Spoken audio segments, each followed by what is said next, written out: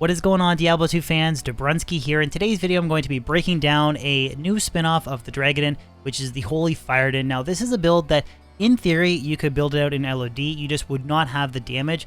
Although, fortunately, they have kind of definitely significantly buffed up the damage of Holy Fire. The cool thing about this build is it does use some different gear from your standard, like, Tesladin, Dragadin, Oradin setup. And it does have better physical damage, and also has teleport, better mobility than the Dragadin does. It does a lot better in areas like the Chaos Sanctuary where there's a lot of fire immunes. Now, I have kind of spoken out about the Dragadin and the original nerfs and how I didn't really feel that they were super justified because I thought that it was a very expensive build that was essentially a glorified Players 1 cow farming build.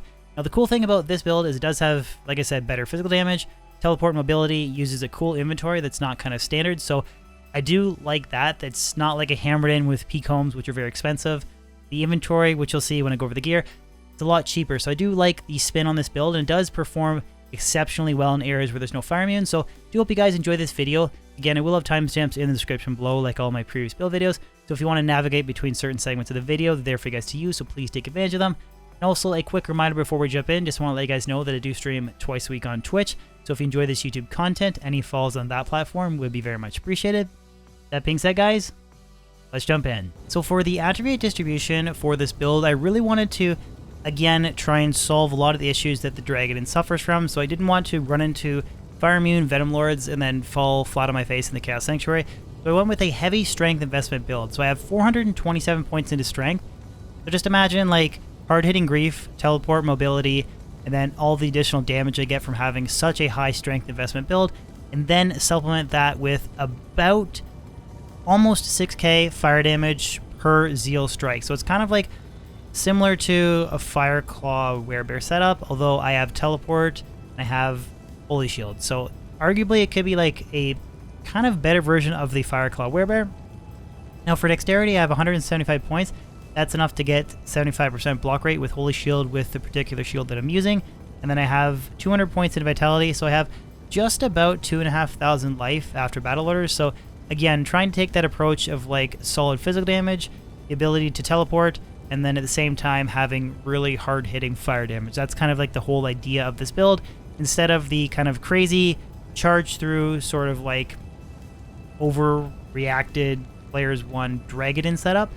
Now, for the skill tree, taking a look at the combat skill tree, so I have basically 1 hard point into Holy Shield, and then all the prerequisites, and then I have 20 hard points into Sacrifice, and then I have, I think, this is 17 or 16 hard points into Zeal. Basically, once I get to level 96, I could completely max Zeal. But again, trying to kind of split that idea of having a lot of hard-hitting physical damage, I have an additional 366% damage from Zeal, 5 hits, and with the weapon and the IS that I have on my gear, I do have the maximum possible IS breakpoint. So again, good physical damage, really good fire damage, good attack rating, fast attack rate, a little bit of AoE. I actually think this is a very cool build. It's just such a shame that like that pulse radius was changed. It really does suck because it could have been really cool for like Holy Firedin setups and even was an improvement to the Tesladin. Not that that build necessarily needed it. It was already a great, fantastic build. But anyways, I just thought that that was kind of like one of the coolest mechanics that they introduced into PTR, and then it's just kind of gone. So again, kind of sucks, but I've talked about that before. Now for the offensive auras, I have basically just 1 into Might and then 20 into Holy Fire. Now this shows 3,781 to 4,500. That's how much fire damage is added to my attack, but I do have some additional fire damage from my gear, so that combined with, again, the physical damage and the 1,000 pulse damage, I just think it's a good kind of split of physical and fire. And for the defensive skill tree, I have 20 hard points into Resist Fire, and then 20 hard points into Salvation, because these two skills on the defensive skill tree are damage synergies to Holy Fire, so they just boost the overall damage. So moving on to the gear, first starting off with the weapon, I am using Grief. Again, some is meta gear, some is definitely different. The Grief is just too good to pass up on. Just the enhanced damage to demons, IS, Deadly Strike, just the raw physical damage. Really good weapon. I paired that with a double fire-faceted Crown of Ages. So again, adding fire damage, negative fire res, DR. I just think it's a really good choice. Then I paired that with a fire-faceted Dragon Scale Zakarum Shield. So this adds additional fire damage, so 228 to 500 per strike. That's like on top of the Holy Fire. and that does give me like Fire Absorb. The Hydra is more of a meme thing, but I do get Strength, Fire Absorb, just trying to use a different shield. Enigma for the body armor to teleport and get around. High Lords, Arax. I have a Dual Leech Ring, Raven Frost, Laying of Hands, War Traveler Boots. You could switch these out for Gore Riders if you wanted more Deadly Strike. Offhand, I have CTN Spirit, and then for the inventory, I have different assorted offensive aura skillers with max damage, attack rating, small charms, and then a torch and an Annie. So this is expensive hero edited gear, but I do want to point out that, in my opinion, 90% of the builds in Diablo 2 are B tier with really good gear. So there's only a few handful of builds that are kind of like your A and S tier, like your Blizzard Sorceress, your Hammerden, your Javazon. Everything else is just is what it is. It's just the unfortunate kind of thing about the game is that you need insane gear to try and bring those B tier builds up, but this build definitely would be horrible if it didn't receive the damage buffs that did in PTR. And then for the Mercenary, Affinity, Treachery, and V-Gaze in the Chamberlain. So that's kind of the idea behind this build, is stacking a lot of fire damage. So I have tons of fire facets, so monsters have very negative or very low like fire resistance with the Conviction Aura, and then adding additional fire damage, actually more than what you see on the tooltip here, plus very hard-hitting Grief melee attack. So that kind of wraps up the Holy Firedin, guys. So I'm going to do a couple different runs, like maybe a Neolthak run, Icy Cellars, and then maybe we'll finish off with the Chaos Sanctuary, so you can kind of see a split of how well this build works in areas without fire immunes, and then how well it works with areas that are... There's a lot of fire immunes, so just going to do a split of both. So let's leave the Chaos Sanctuary for the final run. Let's do, I don't know, Icy Cellar first, I guess. This is a new level 85 area. No fire immunes pretty much ever, so it's kind of like a best case scenario for this build. Again, I really like to teleport on the offhand just because I get the extra FCR from Spirit, and then Arachnid's Mesh. I get like a semi-decent FCR breakpoint. You'll see that, okay, unique amulet. We'll check that out later. But this is why I think this is just such a better version of the Dragon, is because I have teleport to get around. I know I don't have that kind of crazy players one sort of cow effect thing going, but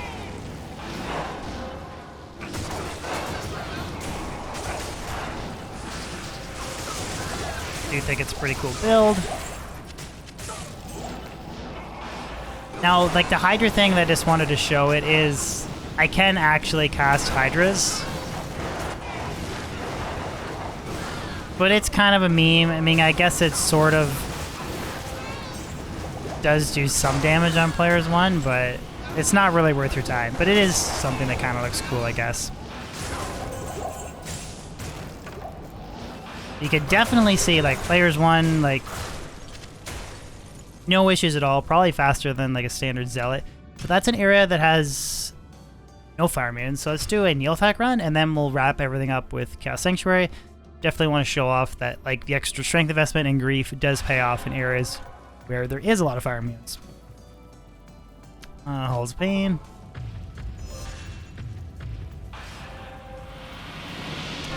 So I know Neolthak is going to be this way.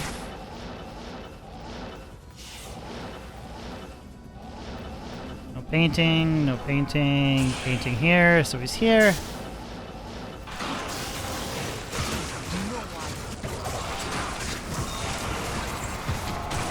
I'm so glad that they finally got rid of the snake damage, because that would have been an absolute, like, no questions asked. I would have been dead there teleporting into those snakes. So I am pretty happy with those changes.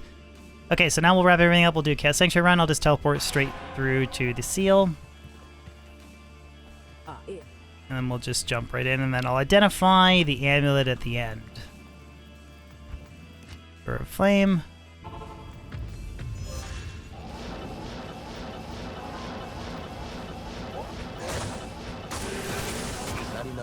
And this, like, the mobility of this is so much better in my opinion, having teleport than just charging around.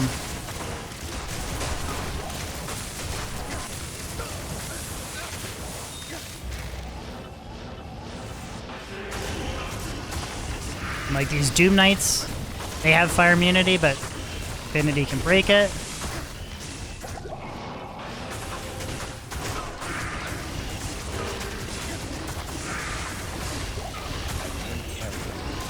And then with Venom Lords, we just rely on grief.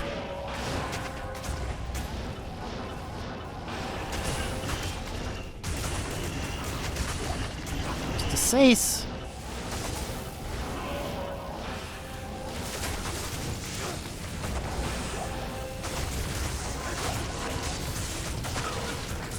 Final Seal Boss Infector here.